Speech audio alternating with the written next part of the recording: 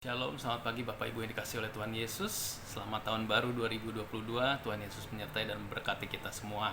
Sebentar saya akan menyampaikan Sabda Sadik hari ini Sabtu 8 Januari 2022, dan sebelumnya mari kita berdoa. Terima kasih Tuhan Yesus untuk kasih karunia yang sudah Kau curahkan bagi kami.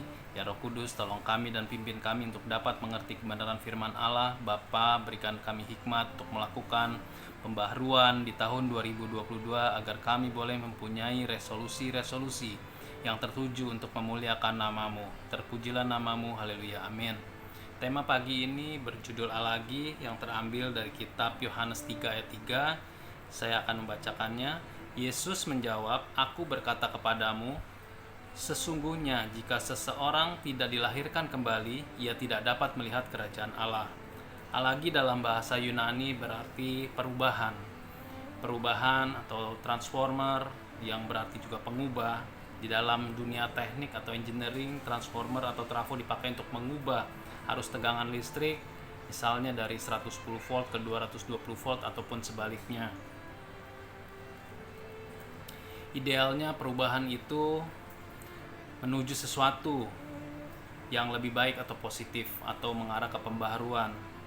Di dalam Roma 12 ayat 2 saya bacakan, "Janganlah kamu menjadi serupa dengan dunia ini, tetapi berubahlah oleh pembaharuan budimu, sehingga kamu dapat membedakan manakah kehendak Allah, apa yang baik, yang berkenan kepada Allah dan yang sempurna."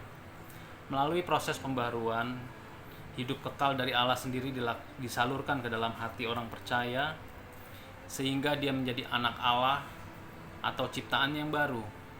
Dia tidak menyesuaikan diri lagi dengan duniawi, namun kini diciptakan menurut kehendak Allah di dalam kebenaran dan kekudusan. Pembaharuan ini diperlukan karena terlepas dari Kristus, kita semua lahir sudah membawa dosa, dan setiap orang dengan sifat bawaannya adalah orang berdosa dan tidak mungkin taat dan berkenan kepada Allah. Pembaharuan akan dialami oleh mereka yang bertobat dari dosa dan berbalik kepada Allah, lalu beriman kepada Yesus Kristus sebagai Tuhan dan Juru Selamat. Pembaharuan meliputi peralihan dari hidup yang lama, yang berdosa, ke hidup yang baru dalam ketaatan kepada Kristus. Mereka yang sungguh-sungguh dilahirkan kembali telah dibebaskan dari ikatan dosa. Di dalam 2 Korintus 5 ayat 17 saya bacakan, "Jadi siapa ada di dalam Kristus, ia adalah ciptaan baru. Yang lama sudah berlalu, sesungguhnya yang baru sudah datang." Di dalam Galatia 6 ayat 15, "Sebab bersunat atau tidak bersunat tidak ada artinya, tetapi menjadi ciptaan baru, itulah yang ada artinya." Di dalam Efesus 4 ayat 23 sampai 24, "Supaya kamu dibaharui dalam roh dan pikiranmu dan mengenakan manusia baru yang telah diciptakan menurut kehendak Allah di dalam kebenaran dan kekudusan yang sesungguhnya." Kita menerima suatu kerinduan rohani serta kecondongan untuk menaati Allah dan mengikuti pimpinan roh. Kita menjalankan kehidupan yang benar, mengasihi sesama saudara seiman, menjauhi kehidupan yang berdosa dan tidak mengasihi dunia. Itulah ciri-ciri dari orang-orang yang sudah mengalami pembaharuan atau lahir baru dan mengalami kasih karunia Tuhan Yesus. Yang selanjutnya, kita yang sudah dilahirkan oleh Allah mustahil memiliki gaya hidup yang berdosa. Kita tidak mungkin tetap menjadi seseorang yang dilahirkan kembali tanpa kerinduan sungguh-sungguh dan usaha yang berhasil untuk menyenangkan hati Allah dan menghindari dosa. Hal ini hanya dicapai oleh kasih karunia yang diberikan kepada orang beriman oleh Kristus, melalui hubungan yang berkesinambungan dengan Kristus dan membangun hubungan erat dengan Roh Kudus. Kelahiran baru tidak dapat disamakan dengan kelahiran jasmania, karena hubungan Allah dengan orang percaya merupakan masalah rohani dan bukan masalah jasmani.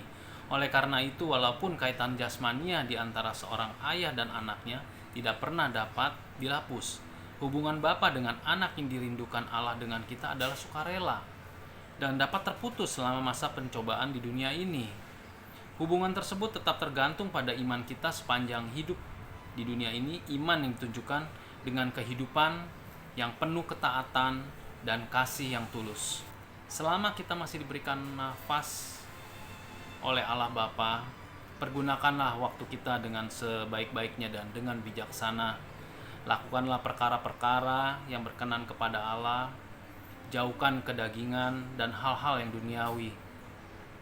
Di dalam Kolose 3 ayat 2, di ayat 2, pikirkanlah perkara yang di atas, bukan yang di bumi.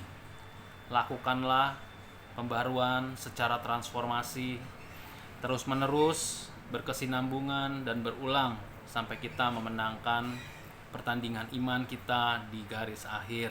Demikian Sabda Sadik pagi ini. Tuhan Yesus memberkati. Shalom.